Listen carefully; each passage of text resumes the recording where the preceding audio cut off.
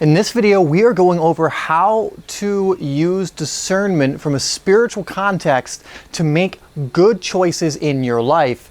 That's what we're going to be covering next. We're going to go over what that exactly means and how you can start applying it more in your life. Hi there, my name is Dave and this is HeartSpace if you're new to the channel, where we are creating videos almost every single day from my heart to yours to help you live life more in your ways. If you want more videos that are going to help you to do that, hit that subscribe button and bell icon down below so you don't miss any videos that we release. Now today I want to talk about the idea of spiritual discernment. Now what does that actually mean? Well, a lot of times, especially in the spiritual community, what I found is a lot of people will listen to something and take it on face value and run with it.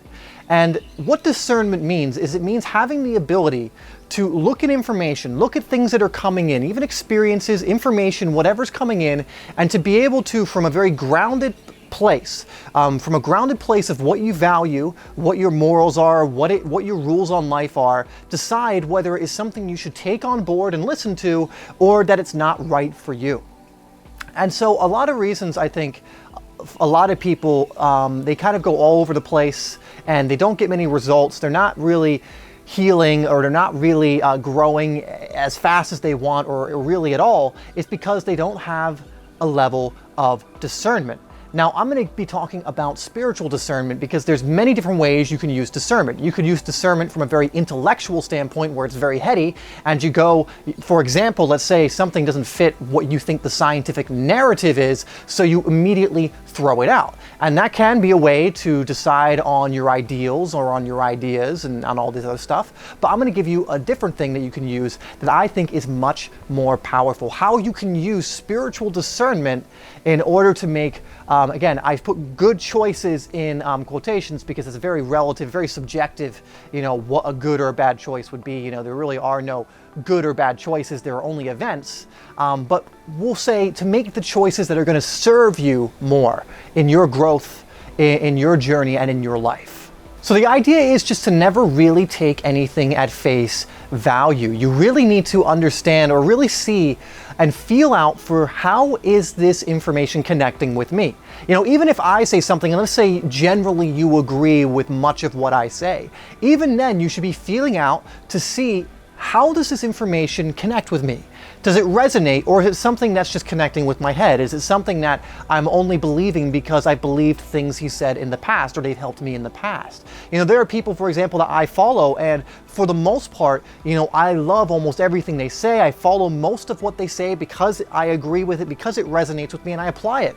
But there might be 5% of the things that they say that I go, that doesn't resonate with me. That's not something I think is going to serve me right now. And I will use my discernment to go, okay, just because I agree with some things that this person says, and a lot of it connects with me, connects to my heart, there might be some things that do not. And that's absolutely fine. There's no right or wrong to it. Maybe that 5% that I'm leaving alone would be very applicable to someone else. There's only so much you can focus on at any given time, right? But that is essentially the idea.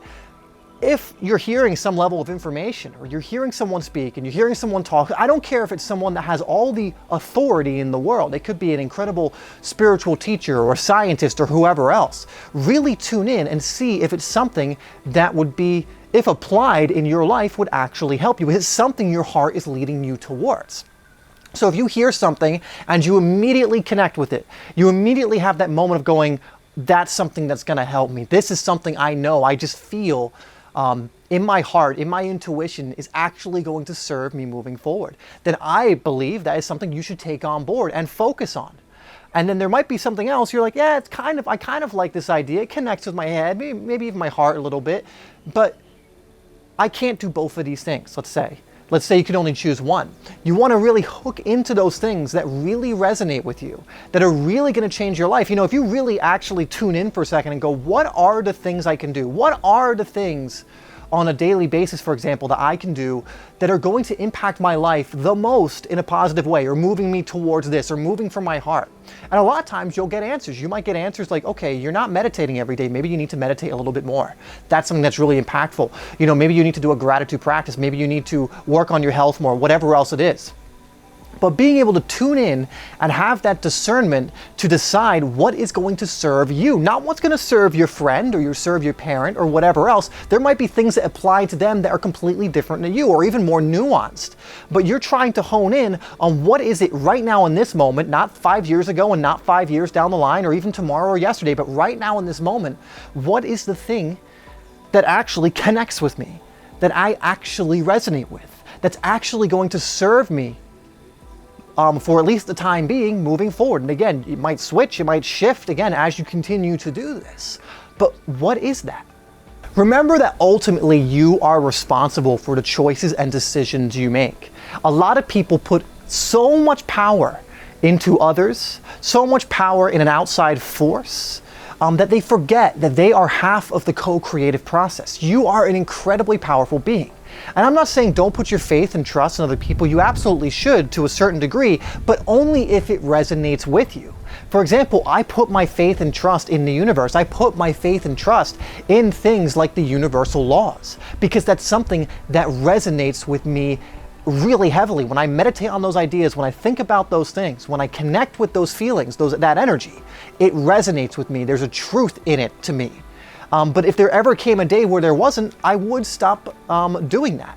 I don't think there will be, just based on how I'm connecting to it and how it feels and just how it served me so far. But for example, let's say I was listening to a certain speaker, and this has actually happened plenty of times, where there were teachers I followed maybe many years ago that I don't follow now. And maybe they were only there to be at that part of my journey and lead and be the catalyst that allowed me to find different teachers moving forward. But the idea is to remember that ultimately you are responsible for the choices that you make, the decisions that you go out and actually make.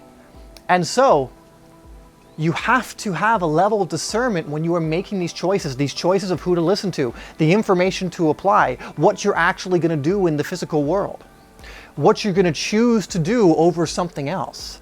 And so having this level of spiritual discernment, understanding what your intuition is drawing you towards, what is actually resonating with you and actually going in that direction, allows you to look back at your choices and decisions and know that you've made, again, good choices, right choices, based on what's going to serve you, and you will receive the results of those choices. Someone who I follow and listen to, who you can definitely check out if you are interested, is Tom Campbell.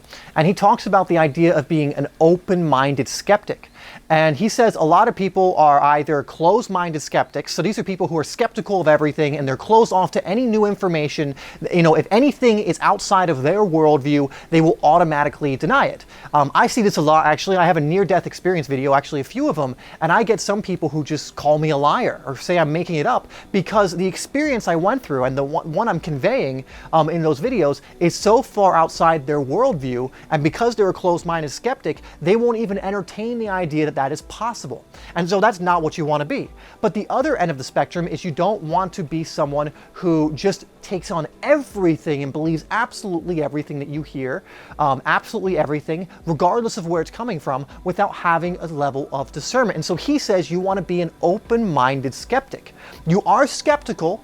You're not just going to believe something on face value, but you are open to your beliefs being changed. You are open to new information coming in. You are open to upgrading your beliefs and upgrading your level of understanding and awareness. And understand that your level of awareness will continually expand as you continue to experience, as you continue to seek out mentors and coaches and information to grow more as a spiritual being. But you want to be the open-minded skeptic, not the closed-minded skeptic or the person that just receives absolutely everything, even contradicting information all the time that really can't coexist, because that's just going to make you go around in circles and stay in place and become very exhausting as well. Both are exhausting, where an open-minded skeptic is very protective of their energy, but open to something that may serve them more than a current belief. And I think that's very important to understand. Another one that I love is from the Fifth Agreement. The Fifth Agreement, I think, is literally, it says, be skeptical, but learn to listen. And it's essentially saying the same thing. So be skeptical of things coming in, be very deliberate with your beliefs, and again, having that discernment to get to the level of belief that you're currently at. There should be some level of feeling out and thought and just like actual energy committed to what your beliefs are and actually figuring out what they are. And be skeptical of other things coming in, because there will be people who bombard you with all of this different stuff, you know, the news, media, there's social media, everything, with all of these ideas. So you have to be skeptical of them, but learn to listen. You know, be open. And if you hear something about it and you're like, that's not something I want to take on board, I know it's not, but when you're open, you might hear something, you might be drawn to someone that actually is like, wow, this is similar to what I believe, I want to hear more of what they have to say, or wow, this actually seems like an upgrade from what I currently believe.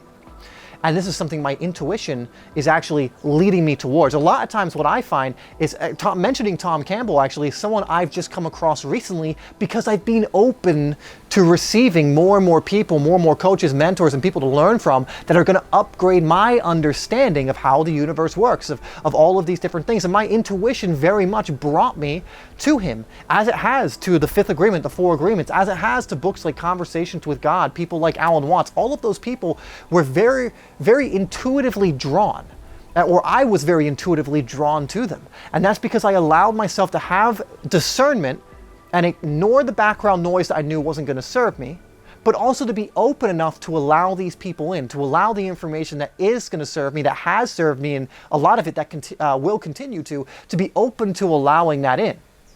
And so, be the open-minded skeptic. Be the person who is skeptical. There's nothing wrong with being skeptical, but learn to listen. It's the closed-minded skeptic that you want to avoid being, which a lot of people are, unfortunately. Anything outside their worldview, they just automatically shut off from it, think it's stupid, you know, whatever. And again, like I gave that example in my near-death experience video, for me, it's quite funny seeing the contrast, because obviously I went through the experience, I was there, you know, and everything I go over absolutely happened. But then you get someone who it's so beyond their worldview, a spiritual near-death experience like that happening, and they just automatically close up to the idea. Again, it's fine if this person or these people don't believe me. And it's fine even if someone doesn't believe me and wants to, you know, look into it a little more. But there's a difference between that and just completely rebuking it because it's outside your worldview. And that is the way you stay in place more than anything else. That is the way that's going to cripple you from spiritual growth, or growth in any sense. And so have that open-minded skepticism, and it will serve you well when using that discernment by only really allowing in what you're drawn to from your heart, what you're drawn to from your intuition. So that's what I'm going to leave you with. That's how to be use discernment from a more spiritual context, in my eyes, to make right choices, good decisions. And when you start exercising this, really amazing things can start to happen, because now you are not only bringing more in that's going to serve you, you are removing a lot of the distractions that are going to not serve you and only serve to make your life a struggle. So that's what I'm going to leave you with here today. Thank you so much for tuning in. Let me know if you like these videos, this kind of topic where it's more of a riff. I don't think I've taken too many breaks, but I kind of like that, just allowing the flow. So let me know if you like those kind of videos too. We'll be doing the other stuff as well. As always, I love you, and I will see you in the next video.